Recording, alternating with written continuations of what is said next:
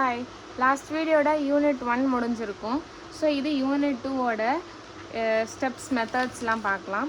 So இப்போ வந்து moment distribution method தான் வந்து செகண்ட் யூனிட்டில் கான்செப்ட்டு.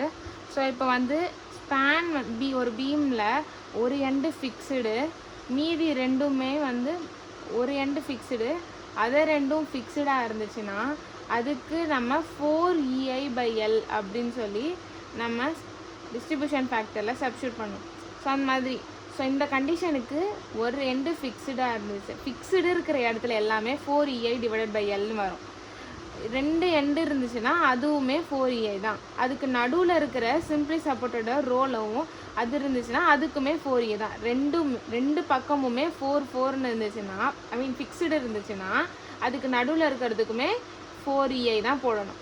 இப்போது மூணுமே வந்து சிம்பிளி சப்போர்ட்டட். இந்த பெனில் இருக்கிறதுனா நம்மளே அசியூம் பண்ணுறது, பென்சில் எழுதி இருக்கிறது தான் வந்து அந்த சப்போர்ட்டு. அப்போது பென்சில் என்ன எழுதியிருக்கேன்னா மூணுமே சிம்பிளி சப்போர்ட்டட் அப்படின்னா ஃபஸ்ட்டு இது மட்டும் எல்லாத்துக்குமே ஃபஸ்ட்டு இதில் ஃபிக்ஸ்டாக நம்ம அசியூம் பண்ணிக்கிறதுக்கு 4EI/L தான் வரும்.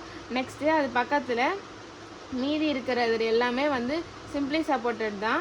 அது 3EI/L, அதுவுமே 3EI. ஒரு எண்டு மட்டும் ஃபிக்ஸ்டாக இருந்துச்சுன்னா சிம்பிளி சப்போர்ட்டட் இருக்குல்ல, மூணுமே கண்டினியூஸ் பீம் இது. ஸோ அப்போ அதுக்கு ஒன்று மட்டும் ஃபிக்ஸ்டாக பண்ணும்போது 4EI, மீதி இருக்கிறது எல்லாமே 3EIயாக மாறும். ஸோ இப்போ ஒரு எண்டு ஃபிக்ஸ்டு, மீதி எல்லாமே வந்து சிம்பிளி சப்போர்ட்டட் அப்படின்னா ஃபிக்ஸ்டாக கொஷின்லேயே கொடுத்துட்டாங்கன்னா அது 4EI தான். அது பக்கத்தில் இருக்கிற சிம்பிளி சப்போர்ட்டட் ஃபிக்ஸ்டாக இருந்துச்சுன்னா அது பக்கத்தில் இருக்கிறது 4EI. அப்படி எதுவுமே ஃபிக்ஸ்டாக இல்லைன்னா ஃபஸ்ட்டு ஒன் மட்டும் நம்ம அசியூம் பண்ணிப்போம், மீதி ரெண்டுமே வந்து 3EI நம்ம ஞாபகம் வச்சுக்கணும். ஸோ அப்போது ஓவர் ஹேங்கிங் லாஸ்ட்டாக இருக்கிற ஃப்ரீ ஹேண்டில் வந்து 3EI தான் வரும். ஸோ இது வந்து ஒரு சிம்பிளி சப்போர்ட்டடு, அது பக்கத்தில் ஃபிக்ஸ்டு எண்டு இருக்கிறதுனால இது 4EI ஆச்சு. இது சிம்பிளி சப்போர்ட்டட் பக்கத்தில் சிம்பிளி சப்போர்ட்டட் இருக்கிறதுனால லாஸ்ட் ஃப்ரீ ஹேண்டில் இருக்கிறதுனால 3EI. அதே மாதிரி ரெண்டு எண்டும் ஃபிக்ஸ்டுனா அதுக்கு நடுவில் இருக்கிற சிம்பிளி சப்போர்ட்டட் எல்லாமே வந்து 4EI தான். நெக்ஸ்ட்டு ஒரு எண்டு ஃபிக்ஸ்டுனா 4EI, அது பக்கத்தில் இருக்கிறது 4EI, அது பக்கத்தில் இருக்கிறதும் 4EI. எதுக்கு? 3 ஸ்பேனுக்கு இந்த மாதிரி வரும். ஸோ நெக்ஸ்ட் வந்து போர்ட்டல் ஃப்ரேமுக்கு ஏவும் டியும் ஃபிக்ஸ்டாக இருக்கிறதுனால 4EI. அப்போது ரெண்டு எண்டுமே ஃபிக்ஸ்டாக இருந்துச்சுன்னா அதுக்கு நடுவில் இருக்கிறதுக்குமே நமக்கு சிம்பிளி சப்போர்ட்டட் எதாக இருந்தாலுமே 4EI தான் வரும். ஸோ இது வந்து இது கேண்டில் அது ப்ராப்டு பீம் இது வந்து. ஸோ ஏ வந்து ஃபிக்ஸ்டாக இருக்குது, அப்போ 4EI. அப்புறம் பி வந்து ஹிஞ்சடாக இருக்குது, ஸோ ஹிஞ்சடில் ஃபிக்ஸ்டாக இருக்குது, இது வந்து 4EI. ஸோ ஃப்ரீ எண்டுனாலே நமக்கு 3EI தான். இது வந்து ஸ்பேனை வச்சு நம்ம 4EI எப்படி சப்ஸ்டியூட் பண்ணுறதுன்னு அது. நெக்ஸ்ட்டு ப்ரொசீஜர் என்னென்னா, ஃபிக்ஸ்ட் எண்ட் மொமெண்ட் எப்பயுமே எல்லா ஸ்டெப்புக்குமே வந்து எஸ்ஏல ஃபிக்ஸ்ட் எண்ட் மொமெண்ட் இருக்கும். Next distribution factor, moment distribution to find shear force diagram. So இப்போ வந்து டிஸ்ட்ரிபியூஷன் மெத்தட் எப்படி போடுவேன்னா, ஃபஸ்ட்டு ஒரு ஜாயிண்ட் இருக்கும். ஸோ இப்போது இந்த ஸ்பேனில் ஏபிசி இருக்குன்னா இந்த ஜாயிண்ட் தானே நடுவில் இருக்குது. அப்போது இந்த ஜாயிண்ட்லேருந்து ஏக்கு போகுது, பிக்கு போகுது. ஸோ அதை எடுக்கணும். ஸோ அப்போ அந்த ஜாயிண்ட்டுக்கு பிசி போகுதுன்னா absolute stiffness. So absolute stiffness first one simply சப்போர்ட்டடுக்கு நம்ம 4EI தான் எடுப்போம், அதனால் 4EI. செகண்ட் ஒன் என்ன எடுப்போம்?